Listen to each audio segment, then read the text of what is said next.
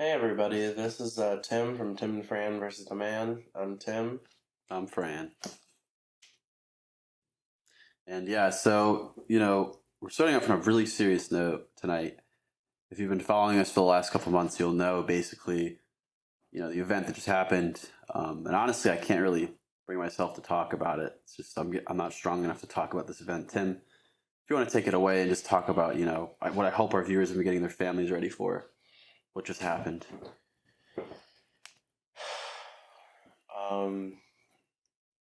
I know we're all really broken up and emotional about this, but the way that Will Smith slapped Chris Rock at the Oscars was, I think we're a different nation. No, now. It was almost after this. It was almost as bad as us being on the brink of nuclear war with Russia. But I think it doesn't even really compare. The Chris Rock thing, that's really what we should be talking about. You know what I mean? Chris Rock in a way is kind of like Ukraine, and Will Smith is like Russia. Oh, well. All right, everybody. So we're fucking with you, obviously. I think this is like another one of those kind of. It almost surprises me that on the brink of economic collapse and nuclear war, we're still talking about things like that. I mean, I think you're getting ahead of yourself here, but yes, it almost really doesn't surprise me. I've heard a lot of rumors that the Oscar ratings were collapsing, and I always confuse the Oscars with the Emmys. This is the Oscars, right? The statue. Yeah, that's the Oscars. Should really get more in the cultural loop, but anyway, people, despite, as Tim was saying, inflation, possible nuclear war, active hot war with Russia, pretty much by proxy. It's heated up since the last 8 years, but here we are. And yet, regardless, people are all about Will Smith. Some of the memes have been pretty fresh. I think my favorite was, it was like Chris Rock was a gas pump, and Will Smith's like sticking on the "I did that" a Joe Biden sticker. So the right, taking its rightful place as the meme overlords, as always. Meanwhile, like what the left is like Will Smith's Planned Parenthood, and Chris Rock is like DeSantis or something. Like it's like I don't know. So that's been pretty. I guess it's been entertaining. As genuinely we teeter on the edge of this potential nuclear holocaust. Yeah, I mean the memes are good. Yeah, but yeah, we're a month into what Putin called a special military operation. He started the full-scale bombing and invasion campaign in Ukraine on February 26th, and so this episode is going to serve as kind of a recap of the conflict. It's going to probably be one of our longer ones, and then just all of the insane policy takes that have come out of this crisis. I think it's a really good place to just vent, to go over again the events as they sort of unfolded. And just the fucking absurd calls for like a no-fly zone and for regime change, and yeah, we're gonna be breaking it all down. But I think we'll start. I'm gonna admit, first of all, I was completely fucking wrong. Russia obviously went through with what it was talking about doing, and so I do apologize. I'm definitely not like an expert in foreign policy. I do a little bit of sort of hobbyist, like open source intelligence following. So, by no means an expert, and certainly. I got that wrong. So, with that aside, I don't know. I feel like I properly addressed that. Tim, you were more on that reality last episode. So. Yeah, I mean, I was mainly clued into it just because of our of a mutual friend that we have who was like kind of showing me he was showing me some like suspicious like planes on the ground and stuff like that would like suggest that the conflict was heating up more than they had troop carriers, I think. Yeah. So like because that information that our mutual friend was looking up, and he was kind of feeding to me, that's sort of what like tipped me off that maybe this was gonna go in a different direction at the time. Whereas a lot of the talking heads and whatnot were trying to like keep a somewhat straight face and had like contradictory stories and stuff. Right, yeah, there definitely was like a top-down fog of war effect going on.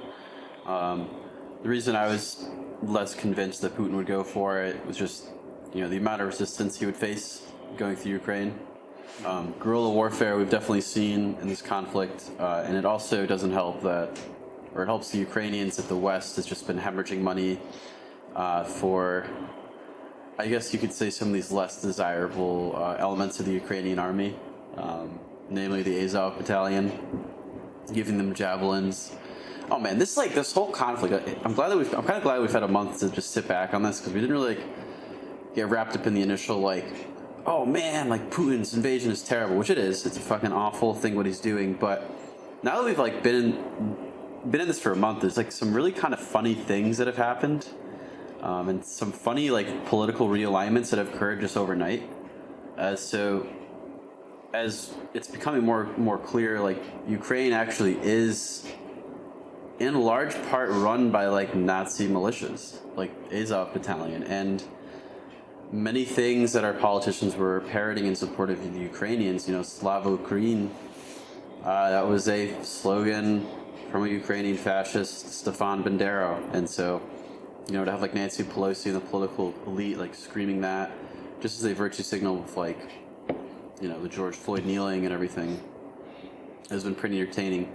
And another thing that we saw was, NATO tweeting on International Women's Day, saluting the bravery of the Ukrainian female fighters, and then come to find out, the picture they tweeted, you zoom in on their fucking uniform, and it's the black sun, and not just a neo-Nazi symbol, but an OG fascist Odin, symbol. So there's just been a lot of. I feel like I've gotten ahead of maybe our pace here, but there's been a lot of gaffes and blunders along the way, so it's made it pretty entertaining, but all the more terrifying. But yeah, I guess we just go into an overview of the conflict. So Russia started the invasion. There was a single Russian soldier that crossed a checkpoint south or just north of Crimea, and then there were cruise missiles and all kinds of aerial strikes the first night, and it's really developed into ground war that's been largely, well, of course, there's conflicting reports. Some sources say that Russian advance has been repelled fairly easily, but some of the battle maps show a decently successful Russian campaign so far, especially in the southern and eastern part of the country, which was expected. And then as of tonight, or earlier today rather, the Russian delegation announced plans to start to withdraw troops from the Kiev area. That's definitely yet to be seen, remains to be seen, but overall a mixed results for Russia so far, with some pockets of strong resistance. Yeah, I mean, it kind of seems like there are a few different ways people are kind of taking this. The more pro-Ukrainian side seems to be arguing that Russia's kind of getting a lot harder of a time than it should be. And then the more, I wouldn't even say pro-Russian side, but people are skeptical of that.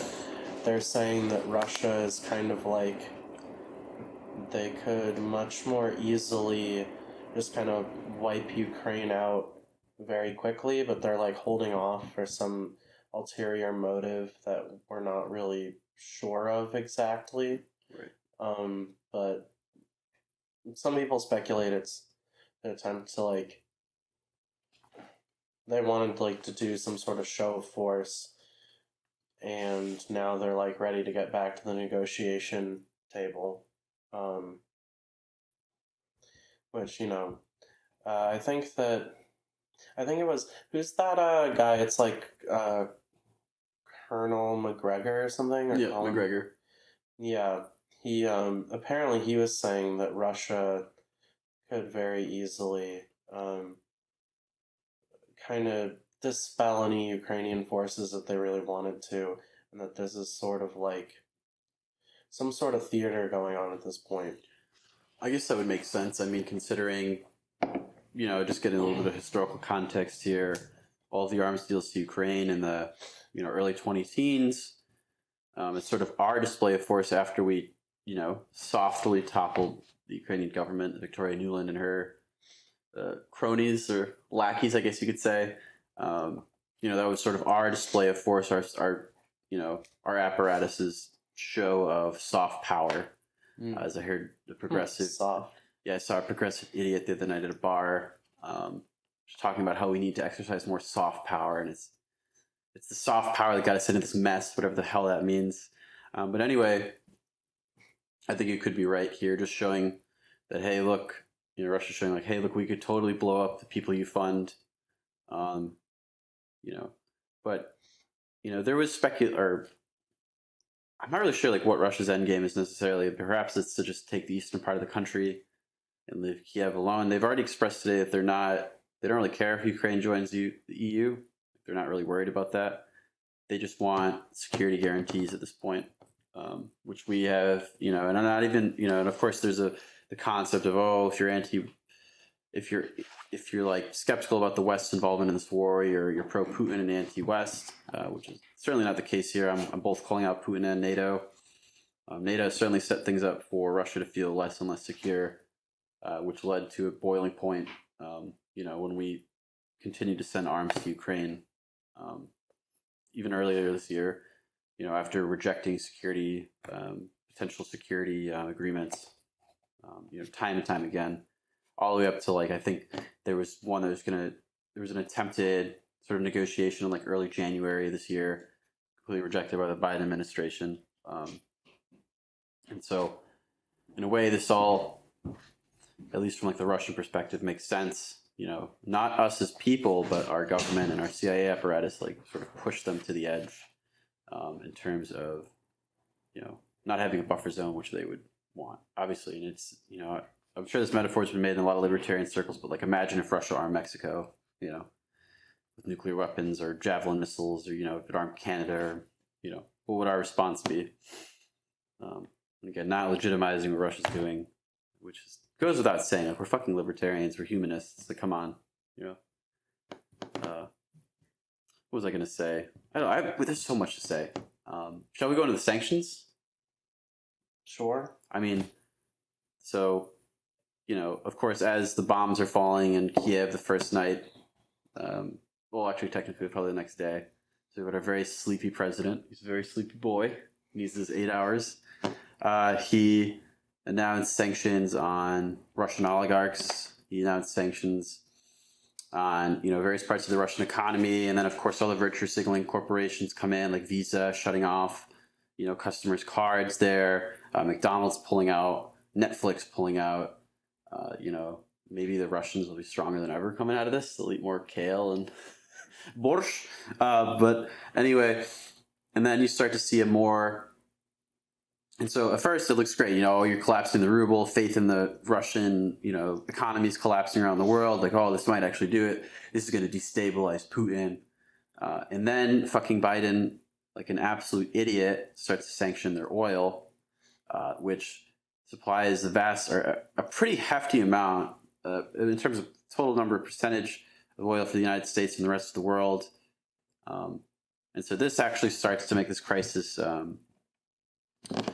extends it globally. And at a time where, inflation's already pushing gas prices into the $3 or, $3.90, $4 range, like this act of war, because sanctions are an act of war, pushes them up even further. $5-6 in California. Oh, that's true. I mean, they're always ahead of the curve. But, Mises has always said, the wars rarely, if ever, affect the intended governments. They always affect more harshly the people of those governments and the home government that's implementing the sanctions. And so we actually saw it happen almost overnight. with gas prices, of course, skyrocketing. And this is in addition to not only inflation, but like other supply chain issues that have occurred. And then, shortages just related to like demand, because it's been a pretty cold winter across Europe and North America. So, oil and natural gas as well is included in that. And then, these sanctions, I think, have been less effective because they're just like, a lot of them are like retarded virtue signaling schemes. It's like, no more Russian vodka. It's like, of course, dude, Popov, that all the proceeds go to like, I think they actually nationalized Popov, and it's like, and so that's what they're using to power their tanks. Like they're actually pouring Popov vodka into the tank, and. Yeah, I mean, I think that like the sanctions at this point seem to be. I mean, they've obviously like decimated the Russian economy, but at this point, we're really on the brink. The not only the United States, but the entire like kind of Western world are kind of on the brink of collapse as well. Yes. So adding sanctions to this mix is probably like the last thing that any sane person would want to do, because what you're basically doing is like even from like a war strategy point, which we shouldn't even really be getting involved in the first place, but the last thing you would really want to do is collapse your own economy and all of your allies' economies at the same time if you're trying to fight a war with somebody. That doesn't feel like rocket science to me. Well, I mean, Biden even admitted in a speech, he was at the border of Poland and Ukraine, speaking with NATO. He admitted that like food shortages are coming, Yeah. So he fucking knows. And Yes. I don't, like, what is it going to take for people to, oppose these sorts of things, and of course from the COVID sort of psyop, the binary thinking of people, if you question like vaccine efficacy, for example, you hate old people. Well, now it's like if you question any part of our military intervention, you love Putin, you love dead babies, and you want to continue. And we've seen time and time again, like anti-war accounts get censored off of various social media platforms, people's bank accounts being affected. Germany actually straight up arresting people with the Z symbol, which is the painted letter on Russian equipment that's going into Ukraine. Straight up arresting people for displaying that. That actually just happened, like before this podcast. I forgot to mention it. Wow. They're actually good. So it's fucked, And all the while, this is for a group. I'm so sorry. I know you want to say more. I just got to get this out. Like, it's just all the while, this is for a group of fucking literal Nazis, like in Ukraine, like whose grandparents were SS agents who killed up to 40,000 people, Jews in Kiev. I mean, Jews are obviously people, but various ethnic groups in Kiev in the 40s. Like, this is who we're supporting, Anyway. Yeah, I mean, I think that the other factor that's really disturbing about all this that you were just mentioning is the censorship. You're seeing a mass rise of like Russophobia. Yes. Which kind of harkens back to post 9/11 and our like sort of feeling about Muslims at the time. But people are like, I mean, we've been like censoring like Russian commentators off of YouTube. It's getting to the point where you could possibly see like potential hate crimes against like I don't know, like some like we already are. Yeah. So in Ukraine, they're painting Russian people's faces green to make them look like ogres and tying them to like signposts and whipping them, with belts and throwing shit at them. Oh, well, yeah. Well, I meant like here. We Yeah. could possibly start seeing stuff like that. Yeah. I was seeing this, I remember seeing this, like, I was overhearing this, like, commentator, like, talking about how in World War II, the internment of the Japanese actually might be justified. Oh no! Because it was wartime and like he was like a kind of like an ethno-nat type guy. Wasn't that right before the invasion happened too? Yeah, and now I'm thinking. Oh no! I'm thinking like some of those opinions might start like resurfacing potentially because the thing is like you're already seeing like the ginning up of these types of Right. sentiments. I mean, would you have? Bill Kristol this weekend leading a pro no-fly zone protest in D.C., which had attracted hundreds of people. You know, these sort of wag the dog. Create the crisis, create the intervention. Manufacture at every step. We're seeing that come to life. And in a no-fly zone, for those of you who have not paid attention, and I think probably most people listening to this have been, would be an actual act of hot war against Russia. If we allow for no Russian aircraft to fly in Ukrainian airspace with our air defense systems, or even our own fighters, we are going to war with Russia. We're going to war with a nuclear power. They have more nukes than us. That's not like Putin. Like, that's not a Putin talking point. This is a man. Putin's obviously a fuck all. He's an autocrat authoritarian. Like, he's so obvious to see through. Like, I hate that guy. But we're cornering a guy. So is Zelensky. Sure, yeah, they all, and obviously Biden. But it's like we're cornering a guy we've already beaten the shit out of. We've ignored all of his negotiations from the fucking 90s to now. And he's got no other options at this point. Yeah, I mean, I would say that I think it's worth noting that. Oh, and his economy is collapsing too. Sorry. Right. I would say that it's worth noting that Zelensky is like. Oh yeah.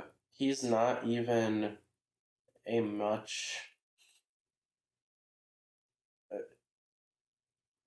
So Putin is like this like big like boogeyman like autocrat, but Zelensky like really isn't that much better. He's just like Western backed.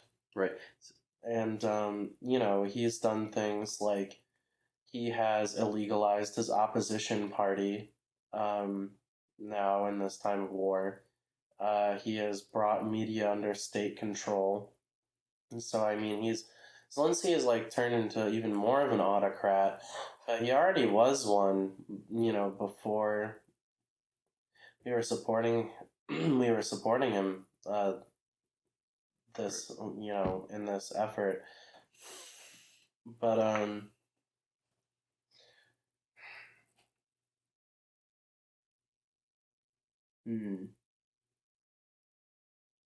kind of lost my train of thought here. No worries. I've got a few other things too.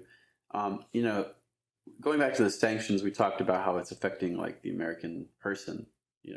Increasing food and gas prices. And these commodities were already. There's so many other, forces that were forcing their prices upward, especially inflation, supply chain issues. But we see in Russia that they actually sold off a lot of like U.S. securities before and actually bought a bunch of gold. So Russia itself. Obviously they're in like a wartime economy as it is, and they're used to mass mobilizing their economy. But what's happened is the sanctions, instead of making Putin shaky and on the ropes with his people, they've actually only served to galvanize the populace, towards his economic plan. And it's really interesting. He's not going the typical like central planner route. He's actually like privatizing more of his economy and opening up the free market in Russia. And I've seen more and more videos like creeping up, and perhaps it's propaganda, perhaps it's all fake, but it doesn't seem like it. But anyways, more videos of like convoys that with the Z's painted on people's like private cars. I've seen videos of entire stadiums filled with folks cheering on Putin, and of course it could be like propaganda, but it does seem like if there was going to be a revolution in Russia against Putin, it would have already happened. Of course, there's acts of people blowing up like train switches, like rail switches and things like that. But from what I've seen, like it seems like there's growing support for Putin. Like we've isolated the Russian people so much that they're just going back to like their own identity and their own strong leader. And Russia has a long history of having quote like strong leaders, and so it seems like we've really only emboldened him with sanctions while abandoning, while our president has like literally abandoned the interests of the American people and our allies, who a lot of them, they can't cope without Russian gas. Germany, most of the EU can't deal with life without Russian gas, and they're having still cold weather and supply shortages and already like high prices. So it seems like all we've done is just like taken a knife and stabbed ourselves in the neck or something, and then laughed at our enemy for having like a broken leg. Like, yeah, sure, he's bleeding out heavily, but we just hit our carotid artery. And so Russia now has created. There's so many topics in this video. I feel bad, but there's just a lot to talk about.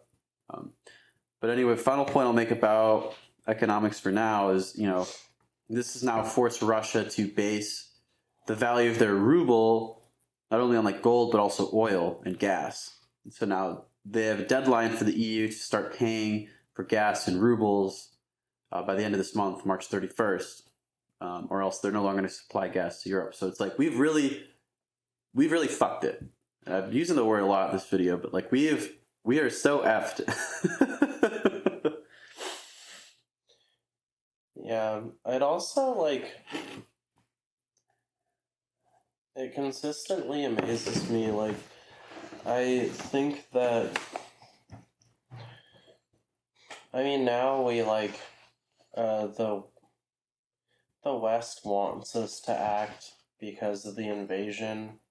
But it honestly consistently amazes me how there's this one autocrat who potentially might sort of not be under our thumb. Mm-hmm. And they just won't leave it alone. Right, it's like this neurotic, oh, how dare there be a multipolar world? How dare there be other superpowers, Russia's not even a superpower. But that's the thing, right? They complain about things like Russia and North Korea, and it's yeah, I hate those regimes as well. Yeah, obviously. But the thing is this I just think it's this very bizarre concept that somehow the Western powers, the Super Friends or whatever, as they, I don't actually think that they think of themselves like that. I think that that's the image they're trying to portray. Mm-hmm. I think that really they just want more control over things. But the Western Super Friends, you can almost it's their imaging.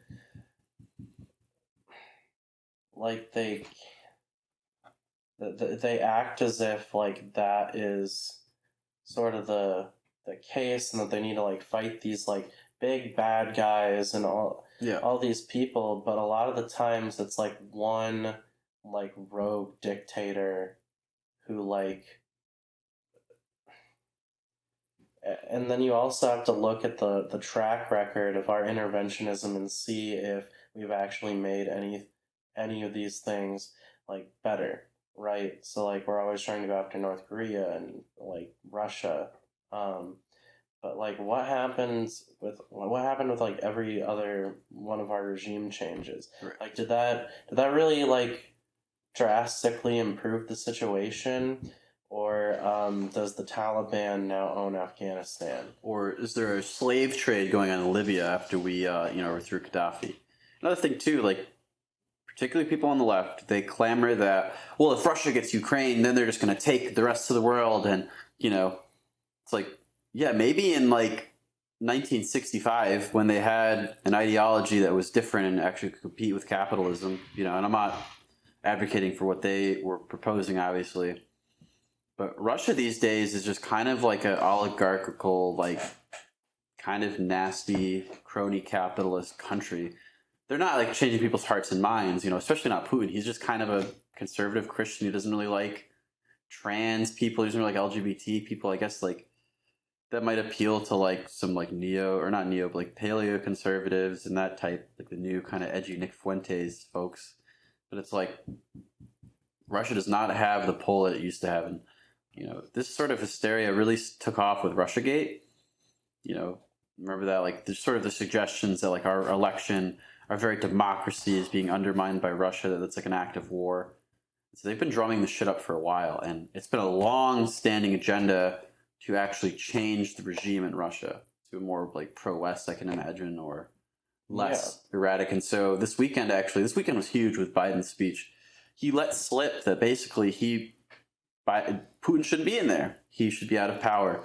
And so he, turned around and said, well, it was a gaffe. Or no, his staff said, no, it's a gaffe. And then he came back and he's like, no, I'm actually not backing down from what I said. And so Biden has finally said what many people have known and what many politicians in Russia feared, that like the U.S. has been pursuing a policy of regime change in Russia, and has psyoped us as the American people, telling us like Trump, for example, was elected by the KGB and he's like a Putin operative. Right, and I mean the thing is, why do you think that we were taking NATO up to his border in the first place? Right. No, exactly. Is why he's like freaking out like this so heavily. Yeah. And it's just, and he said that, or not he, but like basically Russian state media, might have been a representative actually from their defense. They said that they would not leave nuclear weapons off the table if they face an existential threat. And I think that toppling a country's government is a pretty existential threat, And this country, by the way, has their entire GDP is equal to like 1 year of our military spending. It's just so nuts. These guys, they have the economy of like Italy and the surface area of like, most of Eurasia. And so like that's generally like not like a good recipe for like an empire that's going to expand very well. And yet they're telling us like we need to fear these guys as if they're in Tijuana, Mexico, like pushing over into, it's so nuts. And I've got friends who, they're Eastern European and they're actually like fresh off the boat type folks. So they're very like emotional. We can't let them do it. It's like, dude, we're not dealing with like Gorbachev or Stalin anymore. Like these people have really no respect in the international community. I don't know. Yeah. I mean, like, the thing is, and then, so people are going to be saying, oh, well, these are Russian talking points. Mm-hmm. And that's gonna be the new thing. It's, it was that you're racist and white supremacist, and now it's that, oh, that's Russian propaganda. And even if it is Russian propaganda, like, what if there's truth in parts of it? Truth is a really murky thing. It's not absolute, and it, there's no one source that's 100% truthful, but there's also no one source that's not 100% truthful. And so for a country that has tried to broker peace agreements for years and years, they even tried to sign a UN charter, like basically denouncing Nazism worldwide, and the US and Ukraine are the only two countries that said no to that. These guys have they've tried to play the globalist game, and every fucking time we've said, no, you can't, sorry, no. And they just lost it. They said, we've warned you, we've witnessed ethnic Russians getting shelled in Mariupol and Eastern Ukraine for almost a decade. We've seen the Azov battalion actually committing war crimes, ISIS style war crimes. There's a Vox article that was reporting on that 2014. You can't really find it these days. We should probably try to link these things in this video. Right. And so, again, there's been targeting civilians. We've got a very untrained military, not really ready for the scale of conflict, I think, that has happened.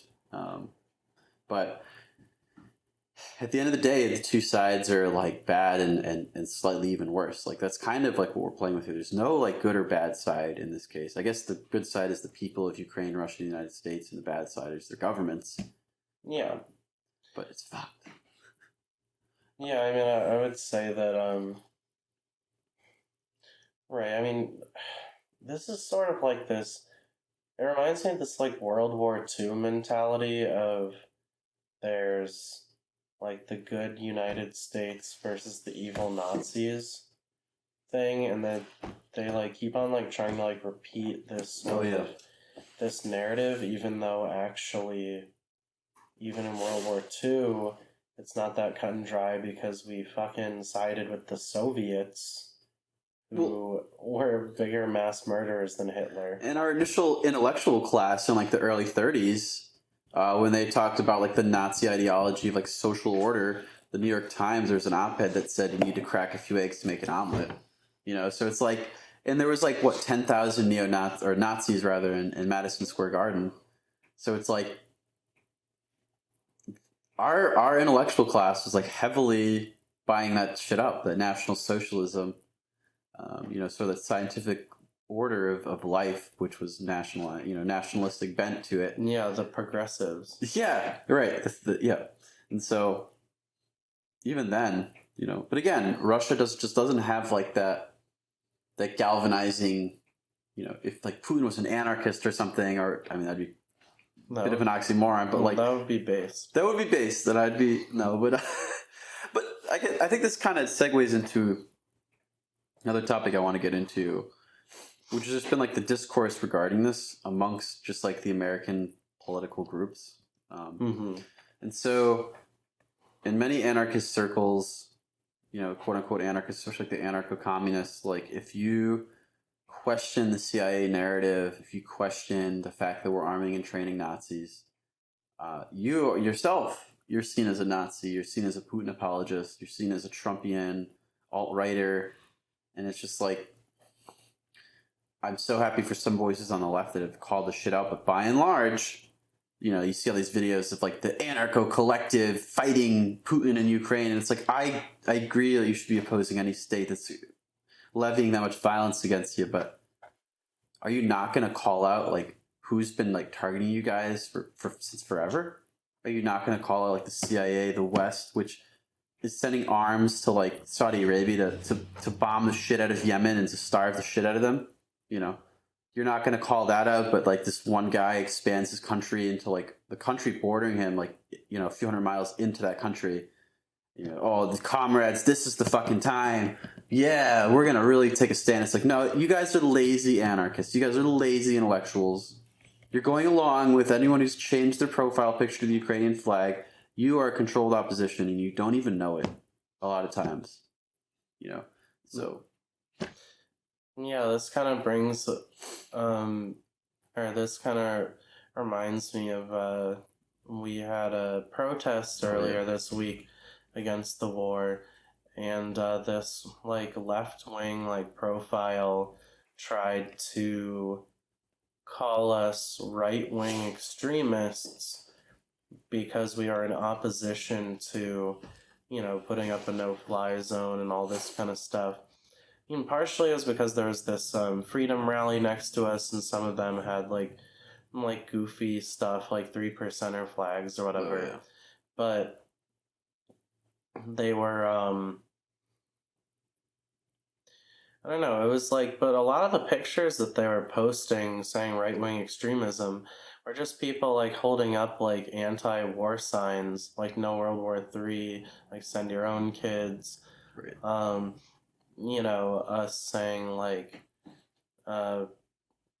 sanctions hurt people, not Putin, no more manufactured war. So a lot of the signs were like normal, like anti-war signs, and they were saying that was or this guy like who took pictures of us and was trying to like was trying to smear us as like some far right group. Then some other guy was like calling us Nazis, and then some like fucking this other like totally crazy guy was trying to say that the only reason why we opposed the war with Russia was because because Nazis consider it a brother war. Yes. Because they're also white, but we do support a war with China, which, for the record, is not true. If China invades Taiwan, I'm sorry, guys, but we're not going to support that war either. No, exactly. It's like, yeah, I totally, I'd rather be irradiated by my own race than, some Chinese, of course. That's my position, and I've always felt that way. It's just like the most dumb.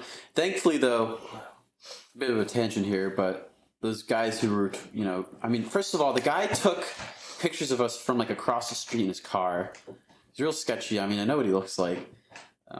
But his narrative just completely blew up and actually emboldened, I think, the anti-war movement. People were retweeting the pictures that he took with, the signs as Tim had mentioned, sanctions hurt people, not Putin, like very reasonable signs. Most of them he retweeted, or people retweeted rather, and they were saying, like, just the memes that came out of it were great. And I think it's still ongoing. Mm-hmm. People saying, like, the new alt-right just dropped, or like, now you're a right-winger if you support the war, like, jokingly. Or there was a tweet I saw, it was like the Kent State image of like the girl crying over the dead body. I tweeted this, I'm not... Yeah, but anyways, I captioned it like, right-winger kneels over the body of fellow right-winger, like May 4th, 1970. And so it was a huge PR boost. And I think, in my mind, is a great sort of call to action for pretty much anyone who's anti-war. Like, you have the opportunity now to not only oppose a nuclear war, but pretty much say fuck you to all of like their control opposition schemes. Like, if you're an intelligent leftist, which I know you're out there, if you're a pissed off like populist right winger saying let's go Brandon every morning as you brush your teeth at the price because the price of gas is going up, like, everyone can join us. Like, this is a movement that's, the anti-war movement here in this case is going to be a microcosm to so much more stuff. And so, these people are delusional sharing this shit, but like, we aren't. Like, we know that like a no-fly zone will mean World War III. Like, we know that regime change to the nuclear power is like not good. And so like, let's all just kind of stand together, and like that's my call to action like tonight. Like, we have to. This is bigger arguably than the COVID passports. Like, this is it. Like, this is a war with economic crisis. You're going back to the 1930s in America. You're locking people up in internment camps. And who the hell knows what kind of political party is going to come out of this landscape. Like, we need to fight this now. And like, right. This is as big as it gets. Right. I mean, I think it's also worth noting that after every World War, you had... After World War I, that was the creation of the League of Nations, right? Right. And then World War II, they revised the League of Nations to be the United Nations. So, I mean, after World War, that tends to lead to a greater centralization of power in a more world governing alliance or something like that. I mean, people, especially if, maybe if you're on the left, you're not as worried about this, but like if you're on the right or something, you're talking about this idea of the Great Reset. I mean... Where do you think that's going? I almost feel bad for right-wingers because they're like, well, I want to serve our allies and show our military strength, but I don't like the Great Reset. And I'm not like trying to make fun of them, but it's like they've really put them in a pickle. Because I've got a lot of like, let's go Brandon type friends like, no, dude, like, this is Russia. We need to take out Putin. And it's like, yeah, Putin sucks ass, but like, yeah, you'd rather give in to the people that hate you so much that they were going to basically say that your movement is KGB trolls and like KGB funded op, and then you want to support them in a war. Like, people... Yeah, it doesn't make sense to me. But I think this may, if it's played right, this may be like a nail in the coffin for them. This may be like, they didn't really do much with COVID, they really tried and got a lot of flack for that. Like, COVID's kind of a joke now. I think most people at this point like realize that like the lockdowns didn't work, the vaccines are ineffective. If you're sane, I mean, the last few like Rees on Twitter are like hiding in their corners with their triple jabs. Now they're quadruple jabs. The FDA just approved a fourth jab, and gives you like 8 free tests at CVS. I saw this one tweet. I forget the woman's name, but anyway. That narrative, if we could collapse that narrative like this quickly, like this one, this is cake. This is classic, like 1900s, like yellow journalism. Putin's killing babies. The Spanish are barbarians. Like back in the early 1900s, they sank the Lusitania. I'm getting my errors wrong. Did they? Yeah. The Lusitania. That's I think it actually did happen. I believe that's World War one, right? Yeah. That was one of the major events. Yeah, okay. I'm just getting my errors. I mean, it was close, but anyway, like war propaganda is like easier to fight. You know, you can see what's happening. You can see like the evil of us and our allies dropping bombs. Well, code is a little trickier. The virus, you know, I could get it. I don't even know I could have it, especially with COVID, and I could be killing my grandmother. So like, I could understand where more people felt for that. But this one's fucking easy. This is like, I mean, all of like we're in the 21st century, you know, where the climate, you know, which is a legit actual point. Like, if with this war, I mean, obviously the show's like, I'm ranting a lot, but anyway. It shows that clearly, like, the elites don't give a shit about climate change because, as we've talked about, like, climate, like, one of the largest sources of pollution and emissions is warfare. You know, it's just, I don't know. This has just been a very eye-opening thing, I think, and I hope that, you know, like, what happened is, like, COVID woke up the right, and now this war is going to wake up the left, you know, and perhaps, like, in my fever pipe dream, this, like, till they merge or something. Yeah, hopefully for the better. Yep. But yeah, I think that, well, what you're kind of seeing right now is like a weird political realignment in which you have like sort of there's like some conservatives who are still kind of like buying this, well, we need to stop Putin line. And then you're seeing some of the more radical Trump populists like not buying it at all. Yeah.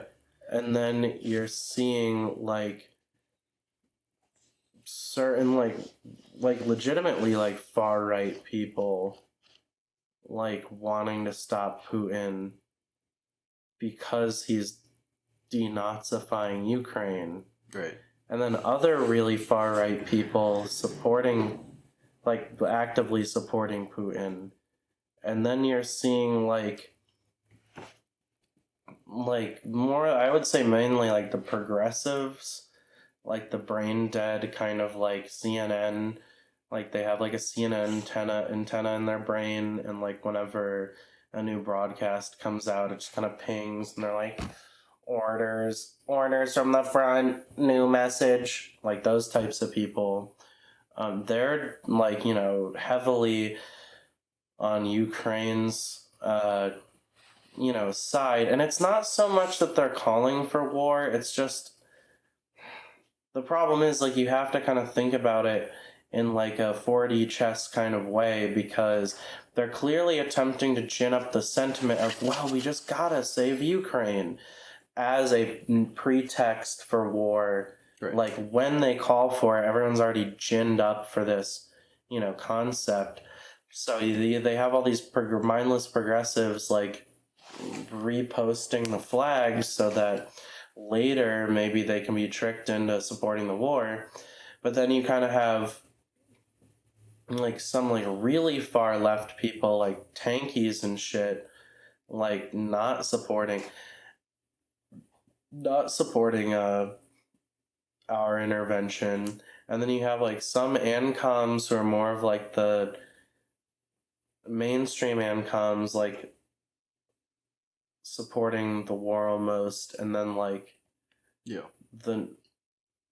so like the political realignment is very odd. And then libertarians are even kind of like split on the issue. I would say that most libertarians don't support a no-fly zone, I think, pretty universally, but there's still like a lot of libertarians like flying the Ukraine flag and like being like, well, Slavo Ukraine and stuff like that. It's like a very romantic story for some, because it's like, oh, these people, they just got their Second Amendment and they're fighting a military, and our government said that you... Did they really get a Second Amendment though, or did they just like, they gave them some guns? I know, I'm just saying, like, getting in the mentality of these people, I don't agree with it. I mean, obviously, I think they should have had a Second Amendment a long time ago.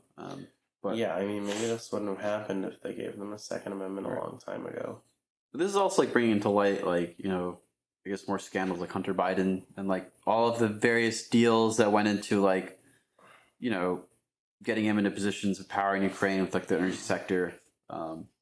the weapons deals that occurred in like the Mm-hmm. mid 2010s into the Trump era. And then also now like there's conversation about like the CIA's, overthrow of the previous Ukrainian government, which was democratically elected, but also part of another color revolution in 2004.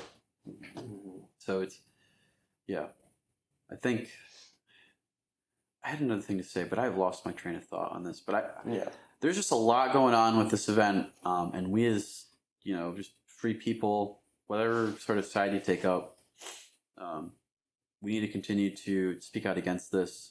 Hosting protests, being the first people to do it, just to be brave enough. And these protests too, like they can encapsulate these days a lot of different grievances related to this war.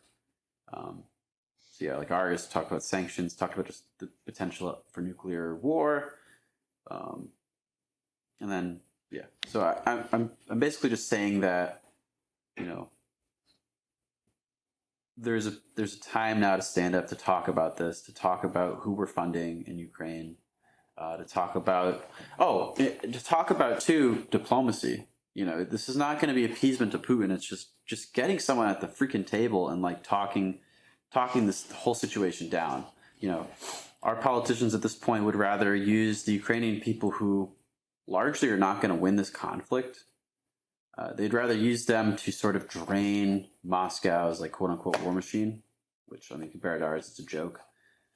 Not say but anyway, that's like the policy right now with the majority of the U.S. government. Like they don't give a shit about the Ukrainian people. They want them to fight so that they preserve our interests. They preserve our guy Zelensky who's there, and they do not care that the Ukrainian army is outgunned, outmanned, outskilled. And I kind of initially fell for like, well, the Ukrainians have been fighting for 8 years, and it's like, yeah, but their military strength doesn't even come close to comparing to Russia's. I will acknowledge like some of the advances made around Kiev were kind of cool, but like, I don't know. I think we're giving these people way too much false confidence, and potentially making this far worse for Ukraine. And there's been people saying, well, if Putin was taking a part of your country, like what would you give to him to appease him? And I said, basically making that like the most horrific possibility in my mind. It's like, oh, that's easy. I'd give him Connecticut. I'd give him New York. I'd give him New Jersey. I'd give him Rhode Island. I'd give him Massachusetts. Like there's no question. I'd give him whatever. I'd give him a bargain. Yeah. Blowout still. California. You can have that. You even have Florida. That's a whole different video. The controlled op down there. But anyway, before I get too off topic here, this has been a very long and sort of exhausting time, I think, for a lot of people in the liberty movement. There's also been a lot of memes and fun to be had along the way, but I think we need to be calling for no-fly zone. We need to be calling out the administration's policy of regime change. We need to end these sanctions before it collapses the economy. I mean, this summer is going to be very difficult food supply-wise, and so you need to be prepared for. I mean, we also, I think, need to call for these two to get, or the, Ukraine and Russia and NATO to come to the negotiation table and, to stop, like, giving the Ukrainians weapons and, like, false hope that they can win this war. Yeah. Because it's not looking good for them. Right. I think for now it's a good place to stop off. There's going to be tons of developments as the weeks go by, even the days. We could all be evaporated tomorrow, as far as we know. I mean, there's no telling, and so just keep speaking truth. Believe in nuance, that you can call out Putin and NATO at the same time, and then So I think that's about it. Unless you had any other thoughts about this. Only Viva la Revolución.